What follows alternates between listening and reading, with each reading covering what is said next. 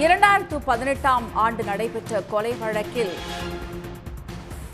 பாஜக நிர்வாகிக்கு ஆயுள் தண்டனை விதிக்கப்பட்டிருக்கிறது. இது பற்றிய மேலும் விவரங்களை தருகிறார் நமது செய்தியாளர் மோகன். மோகன், இந்த சம்பவம் தொடர்பான முழு விவரம்.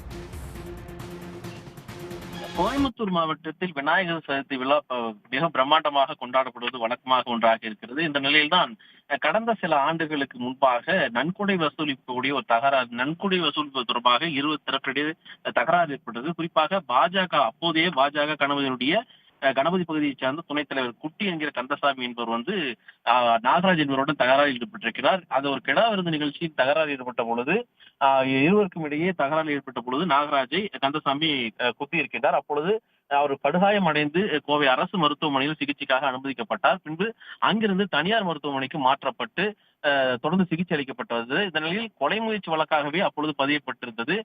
அது சம்பந்தப்பட்ட நபர் சிகிச்சை பலனின்றி மரணமடைந்த நிலையில் பாஜகவினுடைய பிரமுகராக இருக்கக்கூடிய கந்தசாமி மீது கொலை வழக்கு பதிவு செய்யப்பட்டது. அது அப்போது IPC 302 என்ற செக்ஷன் கீழ் வழக்கு பதிவு செய்யப்பட்டது.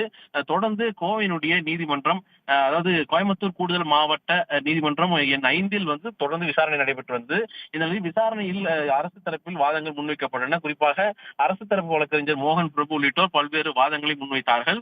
அதே போன்று அரசு தரப்பினுடைய சாட்சியங்கள் எல்லாம் தொடர்ந்து நீதிமன்றத்தில் நிறுத்தி வாதாட்டம் என்பது நடைபெற்று வந்தது.